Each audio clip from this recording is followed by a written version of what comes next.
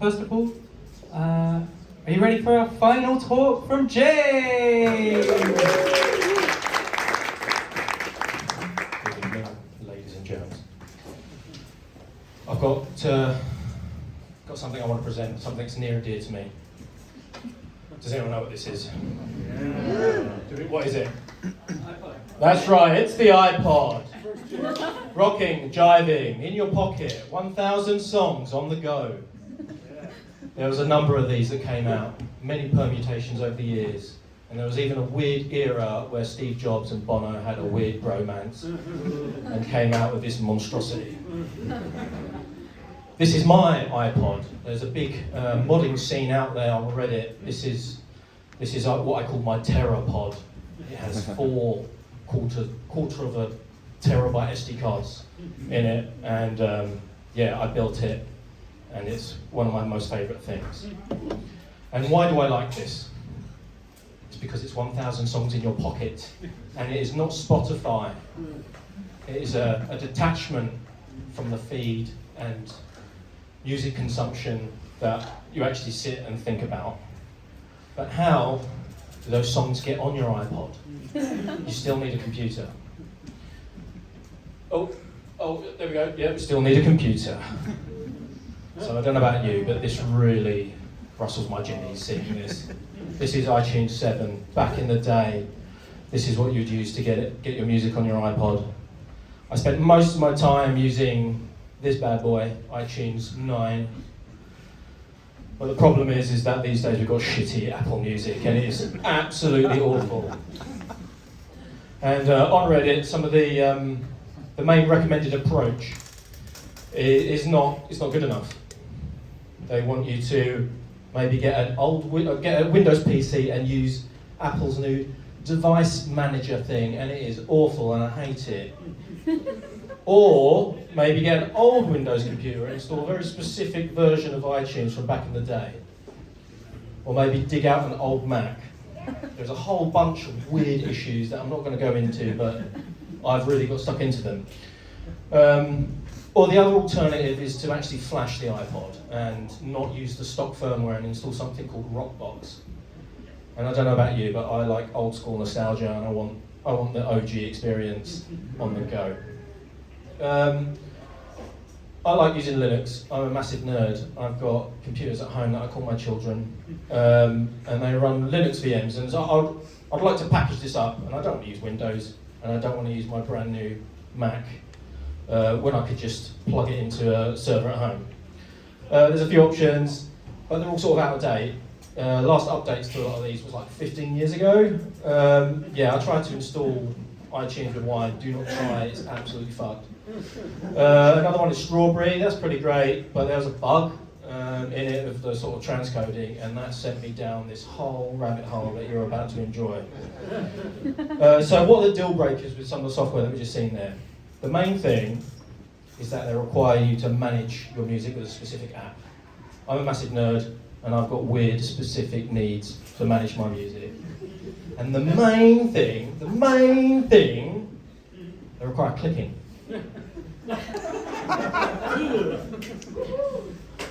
I don't know about you, but I don't like clicking. So my goal really was to do some sort of automated syncing with a Linux VM. That would be the dream. Apple didn't want to do it, and the community out there doesn't want to do it. So who's going to do it? This guy. And what do you do when you have a problem that requires a small amount of manual work to maybe manage your music and do a bit of clicking? You spend like 6 weeks of your life working with Claude when you really should be applying for jobs. So I'm presenting this evening something I've been working on called PodKit, and it is a CLI tool to manage syncing music with your iPod.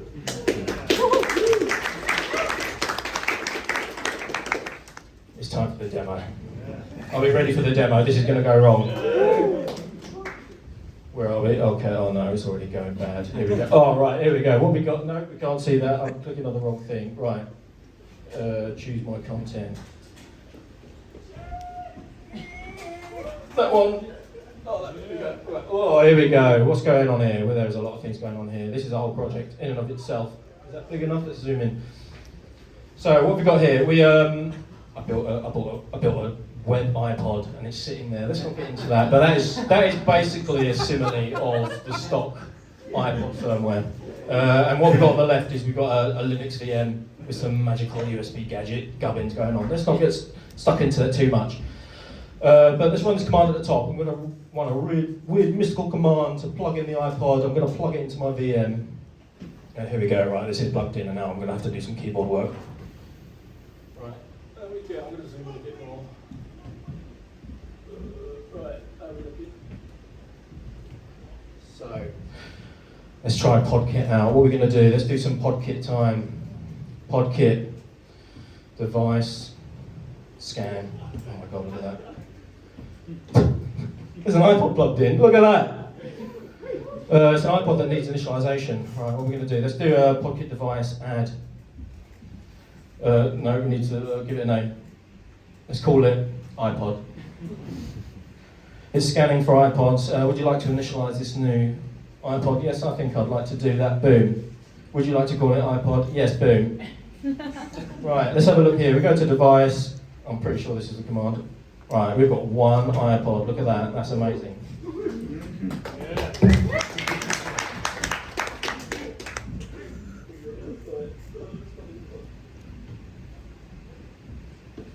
Right, so we've seen devices. You can add devices with PodKit, but what we want to do now is we want to add some music collections. Let's give that a go. Let's do PodKit collection. Oh my god, look, I've got no collections added. What are we going to do about that? I'm going to paste this bad boy in. And we're going to add a music collection. I'm going to call it local, and the path is media music. Oh my god, look, it added it. That's amazing. Let's have a look in the collection, what we've got. PodKit collection, music, this is where I get it wrong, tracks, let's have a look. Tracks. Oh my god, look at that, we've got some Spice Girls. We've got some 100 gex. Right, what are we going to do next? I think we want to get the music onto the iPod. There. What are we going to do? PodKit sync, dry run, that's it. Right, oh my god, look, it found 29 tracks. It found it here, it found it there, it's going to do this, it's going to do that, it's going to take this long, blah, blah, blah, blah, blah. I'm actually going to do one other command just to speed this up for the demo. 1 second.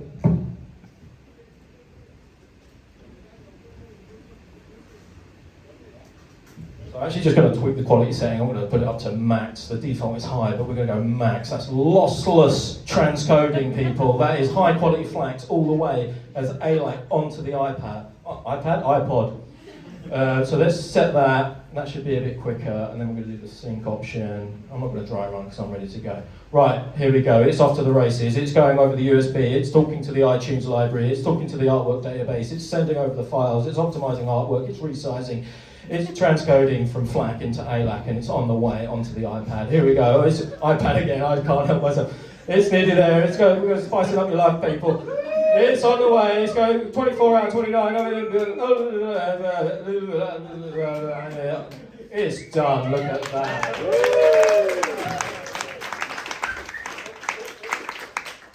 I'm going to run another magical command. I'm going to unplug the iPod. Oh, look at that. Okay, well, how's it look? That's not looking too bad on the screen there. Okay, we just unplugged the iPod. It's rebooted. It's read the iTunes database, which is a weird proprietary format that I know far too many things about. We're going to go on, we're going to click on the iPod, we're going to click down to artists, we're going to see what we've got. We've got a lot of 100 gex weird shit going on. We're going to scroll down here, we've got some Spice Girls. I think we're about to spice up your life, people.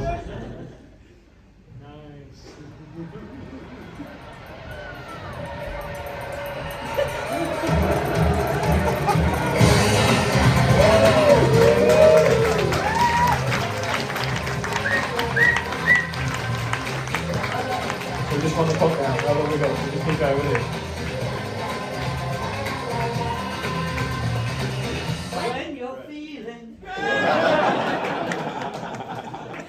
Let's give a round of applause. That was good. Right, so what's going on here? We've got Spice Girls, and that's a good time. 100 gex, sick music, but you know.